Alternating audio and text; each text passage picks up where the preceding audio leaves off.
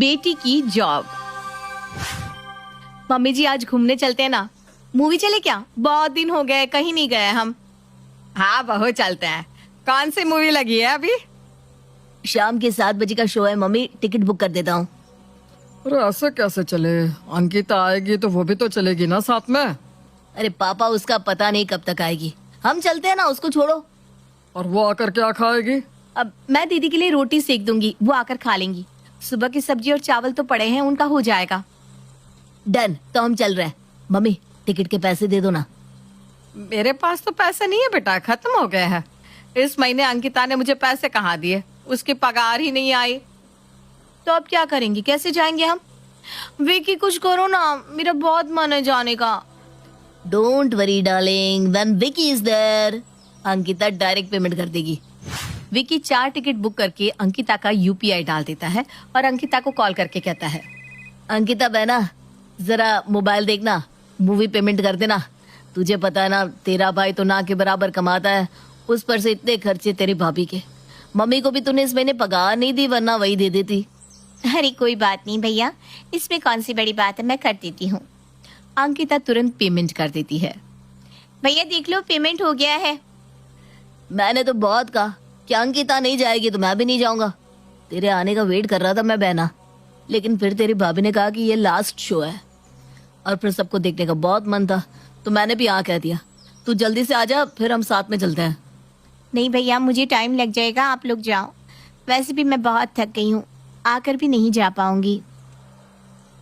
ठीक है बहना, जैसा तू कहे। अब तेरी भाभी ने तेरे लिए खाना बना दिया है, तू खा कर सोना। हाँ, विकी के चेहरे पर हल्की सी मुस्कान आ जाती है। काम बन गया।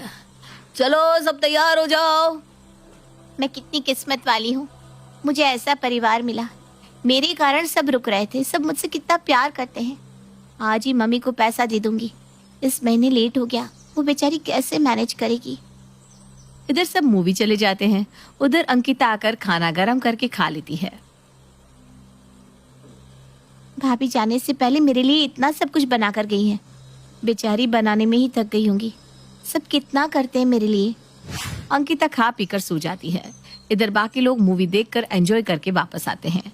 अगले दिन सुबह अंकिता उठते ही सीमा के हाथों में पैसे रखकर कहती है, मम्मी ये महीने के खर्च के पैसे, वो सैलरी नहीं आई थी ना, तो इस बार थोड़ा लेट हो गया। अरे कोई बात नहीं मेरी बच्ची, मेरे पास कुछ पैसे जमा किए हुए थे, मैं उससे काम चला रही थी, अब उसमें मिला दूंगी।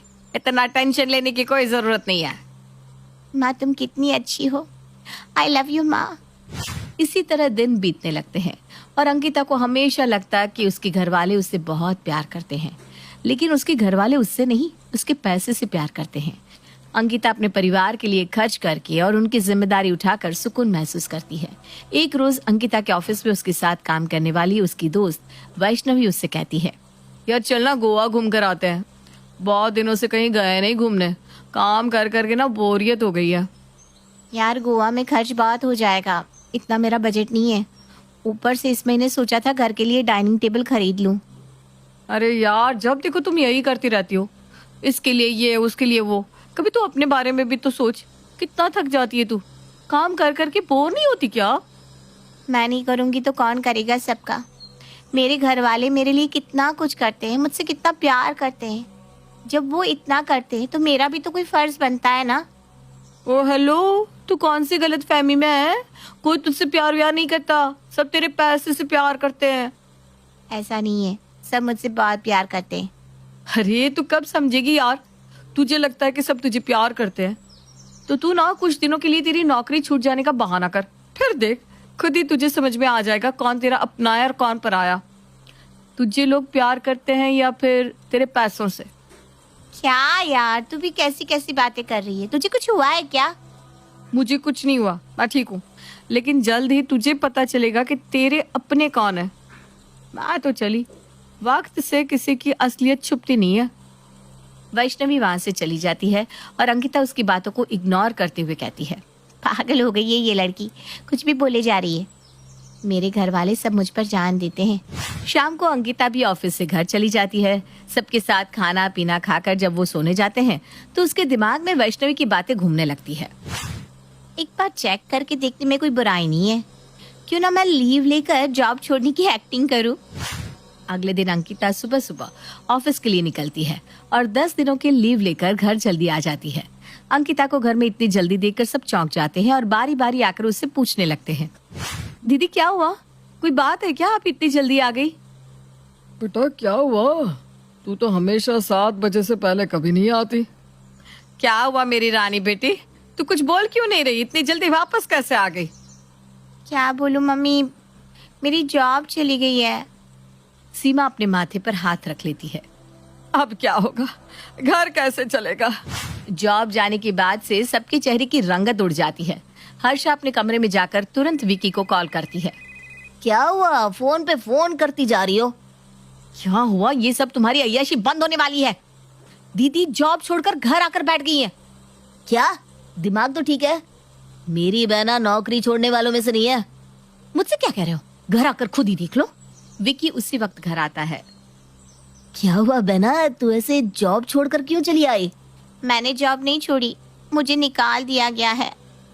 अंकिता उदास होने की एक्टिंग करके अपने कमरे में चली जाती है।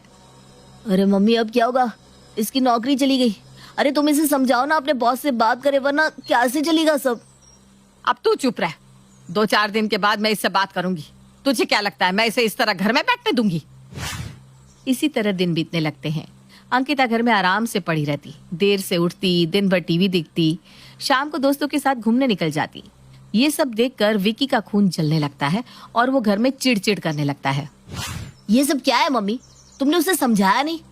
अरे क्या करूं, बहुत समझाया उसे, लेकिन वो मानने को ही तैयार नहीं है। बोल रही है मुझे निकाल दिया है जॉब से तो मैं दोबारा झुक कर मांगने नहीं जाऊंगी। अच्छा, तो घर पर बैठकर हमारी छाती पर मूंग दलेगी क्या? दिन भर बैठकर खाती रहती है, खर्चा नहीं लगता है क्या? इतने में ही अंकिता घर वापस आ जाती है। पापा आप इसकी ना अब शादी कर दो, उम्र बीती जा रही है, कब तक इसे घर में बिठाकर रखेंगे? आओ बेटा, आप ढूंढते हैं कोई लड़का? मेरी नजर में एक लड़का है जो मेरे साथ ही काम करता था। ठीक है, तुम्हें जिससे शादी करनी है हम करवा देंगे।